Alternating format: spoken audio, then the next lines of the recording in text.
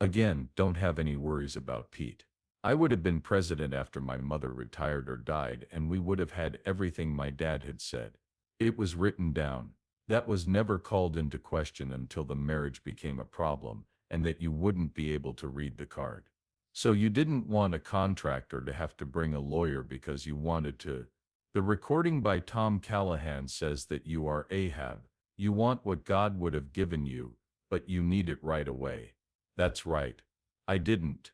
No, that's right. Could you say more? I didn't want it at all. I felt happy when I helped my mom. Yes. You just watched the movie that proved what Jonathan Lamb said, which was that he was going to be Daystar's next president. But when Doug Weiss came into the picture, everything went completely out of hand. In addition, this isn't a normal family fight. This is the worst kind of deception. Imagine that your faith-filled and imaginative father told you very clearly that you are his heir apparent and that he thinks you will carry on the family tradition.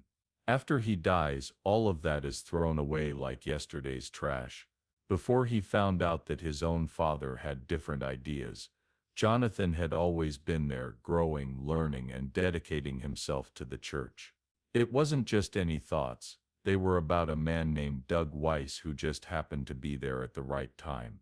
There was no chance in this case. No, this was a planned move. There was a plan for this. How about Jonathan? The things his father had promised him were broken by Joni and her new friend. This makes me think of the story of Jacob and Esau. It was right for Esau to be blessed because he was the eldest child and the real owner. But what did happen? With the help of his mother, Jacob took away the gift. Esau stole something that should have been Jonathan Lamb's, and now someone else is taking it. What's the difference? Esau gave up his right to be king in exchange for a bowl of stew. Jonathan didn't give up anything. It was taken away from him. Now let's talk about Doug Weiss. Oh, where do we even begin? He calls himself a Christian advisor, but his actions show that he is someone else. People, this isn't the first time dogs have been seen dressed as sheep. Doug Weiss became known as something of an expert in Christian circles on how to beat sex addiction. But let's be honest, because of his own flaws, this man built a great business. He took advantage of the situation when it came up, just like any other manipulator. He made things better. He left his wife of more than 30 years who had been there for him through good times and bad in order to get Joni Lamb. What do you know? He played well. Because she was weak, he was able to gain her trust. Before anyone could blink, he had made himself at home at Daystar and in her life. But let's not act like Doug Weiss is perfect. He was very aware of what he did. When he saw the chance, he took it. Oh, Joni, the trap caught her. There are a lot of similarities between this situation and the story of Delilah and Samson. Samson had a big job to do because God had chosen him. He did, however, let the wrong woman into his life. What did happen? She fooled him, took away his power, and put him out of business. We are now seeing a replay of the past. Doug Weiss and Delilah are the same person.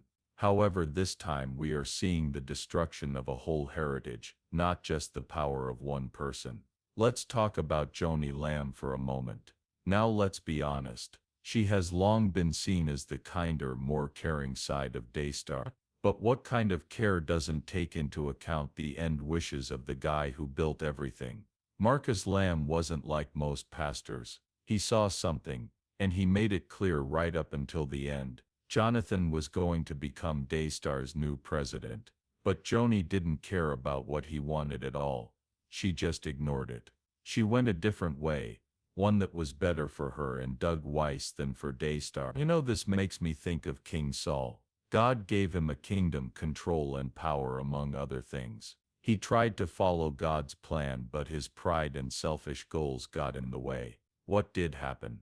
He lost everything. For Joni, it was her job to be honest and do what her husband wanted. But like Saul, she chose to do something about it herself. Everyone knows what happened. What makes you so cruel to your own family? How do you not care about your husband's memory when a new man comes along? It wasn't just nostalgia either.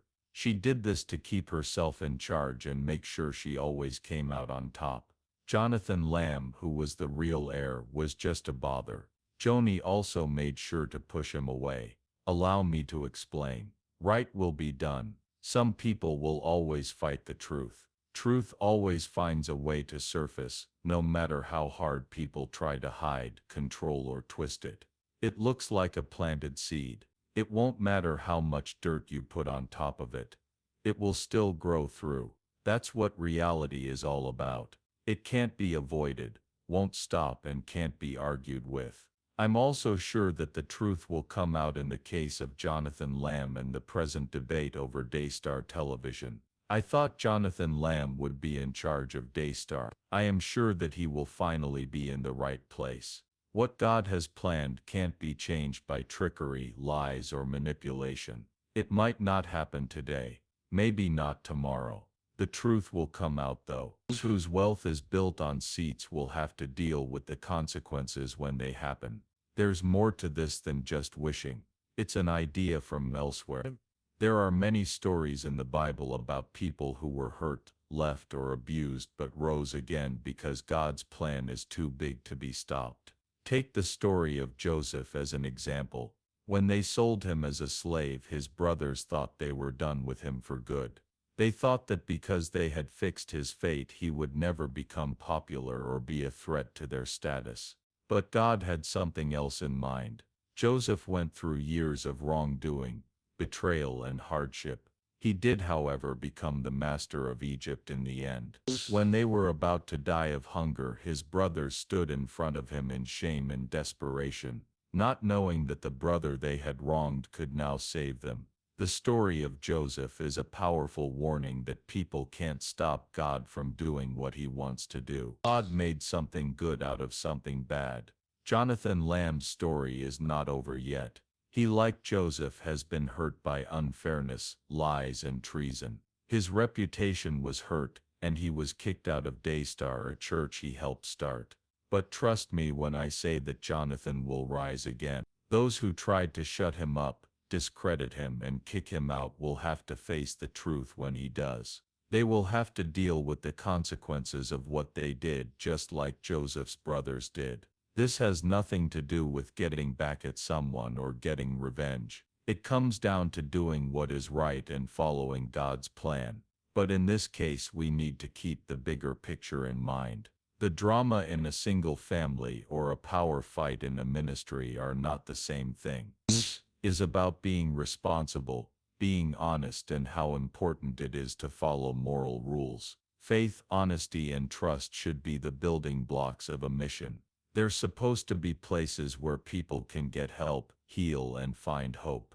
However, it is our duty to speak out against leaders who don't follow these ideals and put their own needs ahead of those of others. If we don't do it, who will? Being a Christian means that you have to hold your leaders accountable. We can't look away from wrongdoing, abuse, or trickery, no matter how strong or important the people are. When we see crime, we need to speak out. When we see unfairness, we need to speak out against it. There are more things at stake here than just the honesty of each ministry. The goal is to keep the faith as pure as it is. People outside of our church can learn a lot about us by watching how we handle these situations. People should learn from the story of Jonathan Lamb that standing up for what's right often comes with a cost. It requires guts, determination, and a firm resolve to always do the right thing, even when it's hard. But it's also a good lesson that it's worth it to stand up for what's right. The fight, the resistance, and the criticism are all worth it. Because in the end, the truth will win. It will cost those who tried to hurt Jonathan's reputation, shut him up, or kick him out of the group something bad. They will all have to face the truth, which will set them free. When we think about this situation, let's remember how important grace is. We need to hold leaders responsible, but we also need to forgive and show kindness. This doesn't mean that you agree with wrongdoing or don't care about unfairness. It means admitting that everyone is flawed, makes mistakes, and needs to be forgiven. It's possible for people involved in this incident, like Doug Weiss and Joni Lamb, to be forgiven and make things right if they are willing to do so.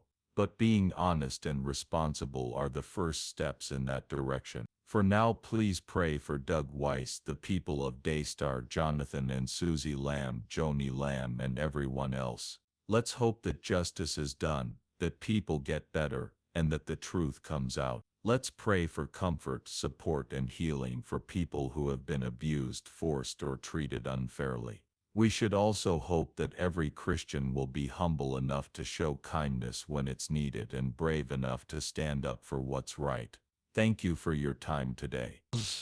Think about what you would do if you liked, shared, and subscribed to this show. Always remember to take care of each other. Please tell us what you think in the comments. What do you think? Is there more to the story, or do you believe what Jonathan Lamb says? In the end, this affects more than one family or church, so let's talk about it. It has to do with fairness, truth, and how strong our faith views are.